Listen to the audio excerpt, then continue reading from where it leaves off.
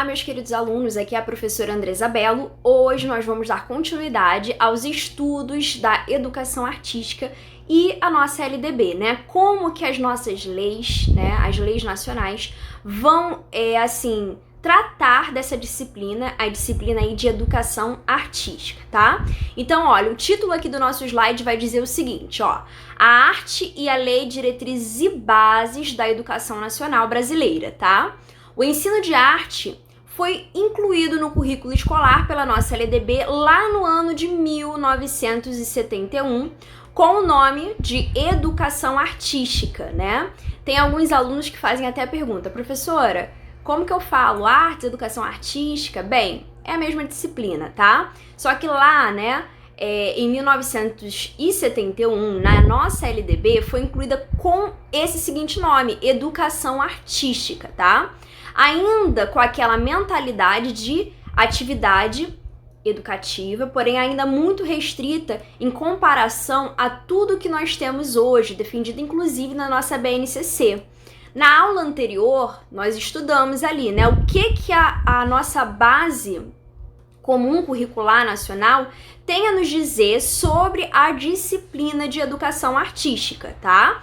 A disciplina de educação artística, ela é uma disciplina polêmica, porque por muitos, né, ela é defendida e ao mesmo tempo criticada.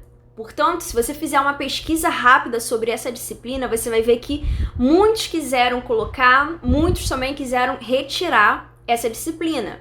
Eu costumo dizer que a disciplina de educação artística, ela não é meramente decorar cores, não é só isso, tá? A disciplina de educação artística, ela contribui para a formação cidadã do nosso educando. E tudo aquilo que contribui para a formação cidadã do nosso educando, eu costumo dizer que é um pouco perigoso, né? As pessoas têm medo das pessoas que possuem educação. Porque quando você não tem educação, fica muito mais fácil te manipular. A partir do momento que você desenvolve seu senso crítico e reflexivo, assim como essa disciplina de educação artística pode proporcionar, né, o desenvolvimento do pensamento, o desenvolvimento, né, da criticidade, da reflexão do nosso aluno, pessoas críticas e reflexivas dentro da sociedade, elas são perigosas, porque elas não aceitam a manipulação, tá? E isso é muito importante, você pensar que quando você estiver dentro da sua sala de aula, quando você for ministrar a disciplina de educação artística, não encare essa disciplina como uma aula chata, uma aula mecânica, uma aula de repetição, de decoreba de técnicas ou de cores. Tenta pensar que essa disciplina, todas as disciplinas, né? Nós estamos falando aqui da educação artística, mas todas as disciplinas, né? Tem ali por intenção o desenvolvimento pleno do nosso aluno, né? O desenvolvimento físico, intelectual, psicológico e social, o desenvolvimento desse aluno para o exercício da cidadania e também ali a qualificação para o trabalho. Então é desenvolvimento de uma pessoa, tá? Que saiba ali refletir, pensar, analisar, né, o mundo à sua volta, tá? Então, nessa época ali, em 1971, tá? A educação artística, ela era vista como uma atividade educativa, meramente educativa, e ela não era vista ainda como disciplina. Fato que mudou. Nos nossos dias atuais, a educação artística, ela é sim considerada uma disciplina. Em 1988, o ano da nossa Constituição Federal, em meio a discussões sobre educação, sofreu ainda riscos de ser excluída do currículo escolar. Conforme eu falei, em vários outros momentos da história da educação, a disciplina de educação artística, ela foi ali pensada, né? Muitos tentaram excluir, chegou em alguns momentos ser ali até mesmo banida, tá, do currículo escolar.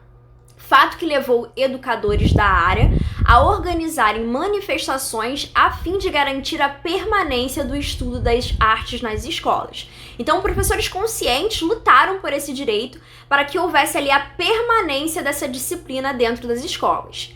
Finalmente, com a atual Lei de Diretrizes e Bases, foram revogadas disposições anteriores e a matéria de artes foi reconhecida como disciplina. Então, caso caia aí na sua prova, caso você seja questionado se a disciplina de arte ela é meramente uma atividade educativa ou se ela se constitui uma disciplina, você pode afirmar com total certeza que na nossa atual Lei de Diretrizes e Bases da Educação, a disciplina de arte, né, educação artística, ela é considerada uma disciplina, não meramente uma atividade educativa, ok? Tendo seu ensino se tornado obrigatório na educação básica, então toda a educação básica, em toda a educação básica, a disciplina de artes, ela se tornará ali obrigatória, conforme dispõe o segundo parágrafo do artigo 26. O artigo 26 da nossa LDB é um artigo muito importante para você, educador. É importante você ter ela ali, olha, no seu coração. Eu costumo falar isso para os nossos alunos, né? Não é decorar, mas ter ela no seu coração para que você possa compreender. O artigo 26 da LDB vai falar sobre currículo escolar, não fala só sobre a disciplina de arte, mas fala sobre todas ali as disciplinas. E isso é muito importante para você poder ter noção ali da importância, né? O artigo 26 é um dos artigos que mais cai aí em questões de concurso, inclusive. Então ela é importante sim de ser estudada e guardada, como eu falo, no nosso coração, né? O ensino de arte constituirá componente curricular obrigatório nos diversos níveis da educação básica. Então, a educação infantil, o ensino fundamental e o ensino médio terá ali como caráter obrigatório o componente curricular artes, de forma a promover ali o desenvolvimento cultural dos nossos alunos. Atualmente, a matéria se compõe do ensino de artes plásticas, artes cênicas, tá? Artes cênicas, teatro, dança e música, que se tornou obrigatória a partir de 2008 com o advento da Lei Federal 11.769, tá? No nosso próximo slide eu trouxe aqui o artigo 26. Nós vamos dar uma lida aqui, ele é enorme, peço que você leia com calma em casa novamente, porque ele é importante. Professora, onde que eu vou achar esse artigo da LDB? Eu preciso comprar a LDB, né? Nas bancas às vezes vendem. Eu não recomendo, inclusive, que você compre em bancas, não. Por quê, professora? Porque muitas das vezes ali nas bancas vai ser vendido para você um produto desatualizado. Então, onde que eu posso comprar ali a Lei de Diretrizes e Bases? Você não precisa comprar. Se você tem acesso à internet, você basta, tá? Acessar, né, o site do Planalto e digitar lá LDB, vai aparecer para você atualizado. Não estude a LDB desatualizada. Então, não vale muito a pena, às vezes, você fazer ali a compra da LDB. Vale muito mais a pena você ter ali no site, tá? Estudar pelo site. O artigo 26 vai dizer o seguinte: os currículos da educação infantil, do ensino fundamental e do ensino médio devem ter base comum, né? A nossa BNCC, a ser complementada, ou seja, podendo ser complementado, ofertado algo a mais do que é ali estabelecido, pré-estabelecido pela nossa BNCC, em cada sistema de ensino, em cada estabelecimento escolar, por uma parte diversificada.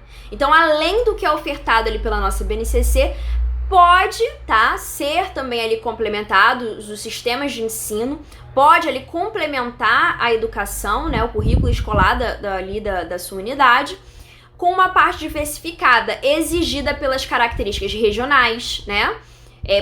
Por que está sendo ali feita essa complementação? Porque essa complementação ela vai ser exigida por uma característica da região, do local da sociedade onde aquela escola, aqueles alunos estão inseridos, tá? Da economia e dos educandos.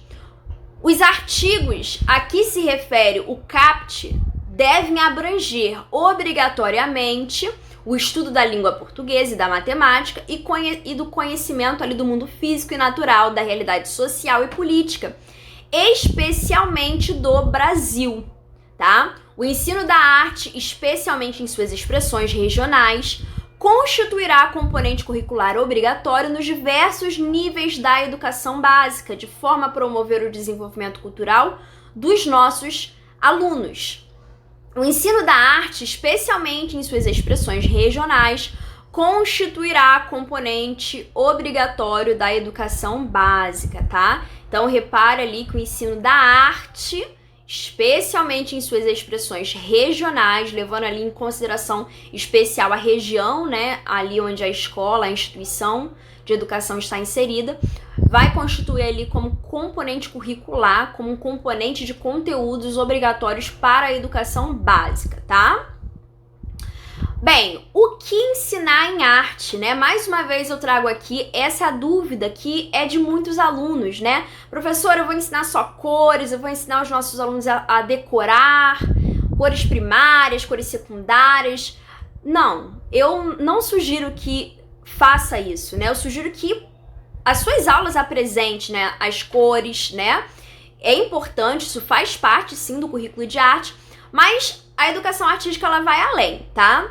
Então, o ensino da área, ela se consolida nas escolas sobre o tripé, né? Que são 3 pernas, 3 pilares. Quais são esses 3 pilares no ensino da educação artística? Seria ali a apreciação, a produção e a reflexão, tá? Durante muitos anos, o ensino de arte se resumiu a tarefas pouco criativas e marcadamente repetitivas. Muitas escolas, inclusive, só utilizavam a disciplina de arte quando tinha ali alguma data comemorativa, onde os responsáveis iriam ali à escola, né, buscar os seus filhos, iriam ver, nossa, aqui tá tendo a disciplina de arte, né, a escola aqui tá trabalhando. Bem, isso é um erro, né? Se você reparar, muitas escolas não têm ali um dia especial, por exemplo, para falar sobre o dia do livro, o dia do circo, o dia da água. Não tem. É simplesmente ali na hora de ir embora, cada um leva a lembrancinha, mas não houve ali um ato reflexivo, crítico do que está sendo feito. O aluno apenas leva, mas ele nem sabe o que e o porquê que aquilo está acontecendo, tá? Então, muitas das vezes desvalorizadas na grade curricular, as aulas dificilmente tinham continuidade ao longo do ano letivo. Então, assim, tinha a data comemorativa, era feito ali uma atividade, né, de pintura, não sei, envolvendo ali algumas técnicas, né, que são utilizadas em educação artística. Porém, eram só e apenas só nessas datas. O aluno não tinha continuidade durante o ano letivo. Então não havia, por exemplo, vamos falar sobre o mês das crianças. Não era o mês das crianças, era um dia específico, a criança ia embora e era só aquilo dali. Ela não tinha consciência do que estava sendo trabalhado a longo prazo, tá? As atividades iam desde ligar pontos até copiar formas geométricas, tá? As crianças não eram consideradas uma produtora.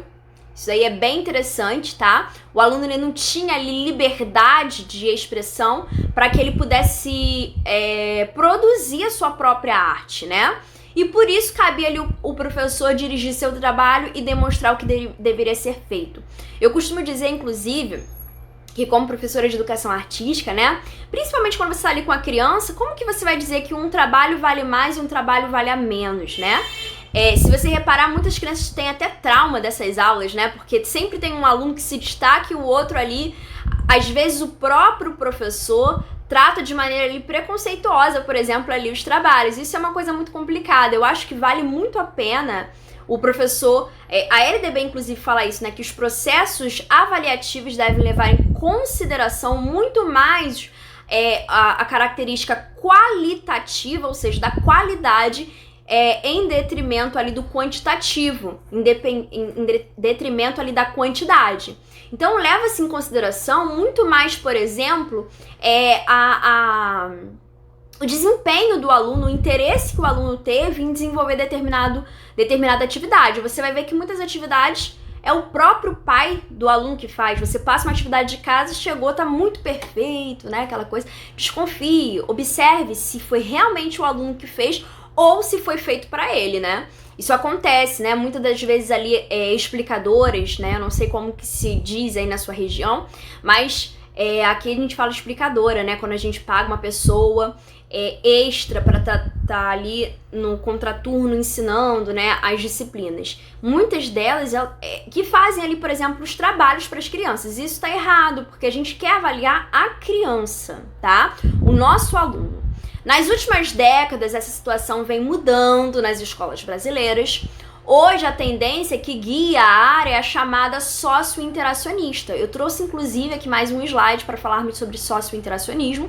Quem já é aluno antigo sabe, eu gosto de falar sobre o sócio-interacionismo, porque é uma coisa que está aí sempre aparece, né, em questões de concurso, sempre está sendo pedido, né, nós temos aí no sócio-interacionismo Vygotsky, né, como o teórico que representa essa teoria, que prega ali a mistura de produção, reflexão e apreciação ali de obras artísticas, como defendem os próprios PCNs. É papel da escola ensinar a produção histórica e social da arte e, ao mesmo tempo, garantir ao aluno a liberdade de imaginar e edificar propostas artísticas pessoais ou grupais com base em intenções próprias, tá? Aqui eu trouxe só para relembrarmos aqui o que é o sócio-interacionismo, para você que está chegando aí agora. O que é o sócio-interacionismo? Sócio-interacionismo, nós temos ali o interacionismo, né? Uma base, uma palavra, e nós temos ali o sócio, que vem de sociedade, de social, então é a interação social, né? O próprio nome já diz muito sobre a sua definição. Qual é a proposta sócio-interacionista? Muitas escolas levantam a bandeira e dizem que elas são sócio-interacionistas. Será que são de verdade? Olha aqui, ó. A proposta sócio-interacionista ressalta a importância da interação do sujeito com o meio em que vive. Nessa teoria, o sujeito é aquele que forma o conhecimento através da interação com outras pessoas. Então, para Vygotsky, dentro dessa teoria sócio-interacionista, quanto mais interação social, quanto mais possibilidade de participação ali na sociedade em que a pessoa está inserida, mais ela tem capacidade para se desenvolver e aprender novas coisas, tá? Então, para Vygotsky, que é o teórico aí do sócio-interacionismo, tá? Através da interação com outras pessoas durante ali o processo histórico, cultural e social, pelo qual passa em sua vida. Por isso, a aplicação do sócio-interacionismo ele é importante desde cedo, desde ali quando a criança ela é bebê, né? Que ela já está aprendendo. A gente aprende já na gestação, né? Tem muitas pesquisas que já falam que na gestação a criança já está aprendendo. Então, desde cedo você pode estar aplicando, né, alguns conceitos, né, sócio-interacionistas, tá? Já que o ponto aí inicial do conhecimento, que é levado para a vida, surge já na infância. Para Vygotsky, que é esse teórico aí que nós vamos ter, né, que desenvolve esse pensamento, as pessoas só adquirem a cultura, a linguagem, além de se desenvolver historicamente e de estimular um raciocínio, se elas estiverem inseridas em meios sociais com outras pessoas. Caso a pessoa seja ali, vamos dizer assim, criada, né, isoladamente, vai ser muito mais difícil para essa pessoa se desenvolver, né? Porque a interação social, ela é importante, né, para o nosso desenvolvimento, para o desenvolvimento da aprendizagem, tá? Dessa forma, uma das vantagens da proposta sócio-interacionista nas escolas é o incentivo à interação e à participação com outros alunos. Então, a educação artística ela é perfeita para isso, né? A gente tem ali muita oportunidade, né, de fazer essa interação entre os alunos na hora ali de realizar diversas atividades. A gente não pode ficar só preso a atividades individuais, mas a gente pode trabalhar ali com o coletivo, tá?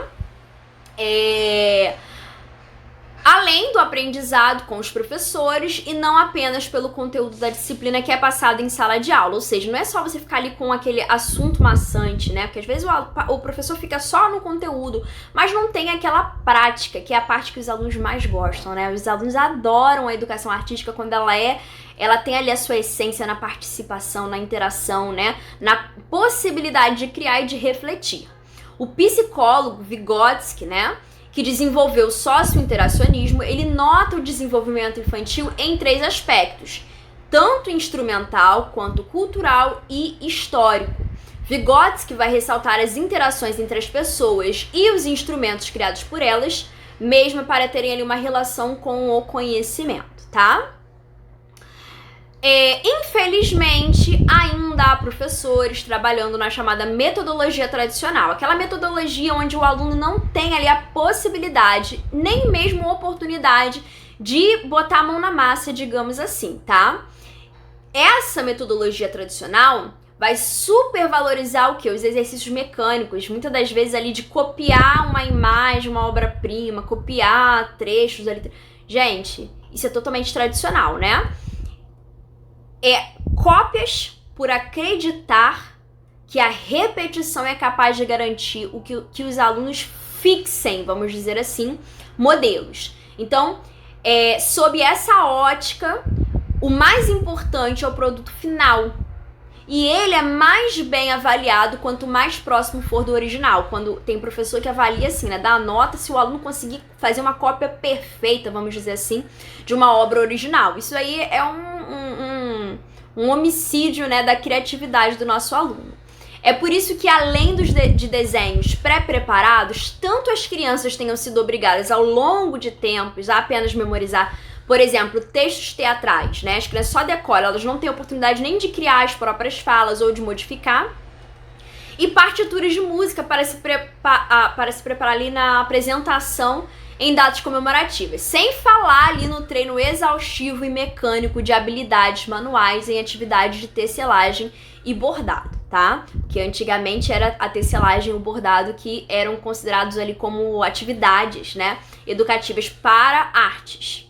Só nos anos de 1960, com o surgimento da escola nova, né, que foi ali um manifesto, né, que vai ali iniciar com o Manifesto dos Pioneiros em 1932, né, já começa ali a querer modificar alguns conceitos que tem ali na escola, e em 1960 vai começar ali, de fato, com a escola nova, trazer ideias modernizadoras que começam a influenciar as aulas de arte, querendo algo muito mais produtivo, tendo ali o aluno como foco da aprendizagem, participando no seu processo de aprender. Na época, a proposta era romper totalmente com o sujeito anterior, com o jeito, né, anterior de trabalhar, aquele jeito mecânico, repetitivo, que valorizava ali a reprodução, né? Segundo esse modelo batizado de escola espontaneísta, né, que é a livre expressão, os professores forneciam materiais, espaços e estrutura para as turmas criarem e não interferirem durante a produção dos estudantes. Tudo para permitir que a arte surgisse naturalmente nos estudantes, de dentro do aluno e sem orientações que pudessem atrapalhar esse processo. Achava-se que a criança tinha uma arte própria e o aluno não deveria interferir, tá? Muitas das vezes ali quando o professor faz essa interferência, o aluno ele fica até inibido de querer participar novamente de outras atividades, tá? Quais são os mitos pedagógicos do ensino de arte? Estamos chegando no finalzinho da nossa aula, tá? Mito, reprodução e releitura. Cuidado, né? Tem um professor que acha que tá passando releitura e não é releitura, é apenas uma reprodução mecânica. Mostrar uma obra de arte, discutir suas características e pedir que cada aluno faça o mesmo desenho no caderno não é propor releitura, tá? Releitura é a forma como você lê, podendo talvez ali resgatar aquela pintura, enquadrando dentro de um novo padrão econômico, histórico, político e social. Isso ali de você reproduzir a releitura sem ter ali, né, nenhuma participação do aluno, é reprodução ou o que nós chamamos aí de cópia. Na releitura, parte-se de uma obra para criar outro trabalho, ou seja, o estudante ele transforma, ele vai estar interpretando e talvez ali até mesmo reinterpretando uma arte. Sem material, não dá, tá? Qualidade não é quantidade. Um trabalho que garanta uma aprendizagem significativa para os alunos não depende da riqueza de material. Muitos professores acham que você precisa de ter muita coisa para fazer, né? Mas de conteúdo, estratégias e propostas que ofereçam oportunidade de participação. Eu costumo sempre falar o seguinte, tem escola que tem muito recurso financeiro, mas não é por isso que ela vai ter ali uma boa proposta na hora de efetivar ali o processo de desenvolvimento do ensino-aprendizagem. Tem professores que com pouco conseguem ali fazer grandes e belíssimos trabalhos, tá? Principalmente trabalhos ali com reciclagem, né, que é uma ótima pedida, sempre é muito boa, né, para ser trabalhado inclusive ali na disciplina de educação artística, tá? Arte estimula a criatividade. A arte desenvolve a criatividade e outras habilidades, se os conteúdos são aprendidos.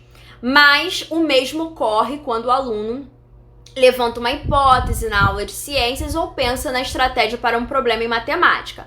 A criatividade, ela independe da disciplina. Então, assim, a arte realmente estimula a criatividade, mas ela não pode ser vista como a única disciplina que vai estimular a criatividade.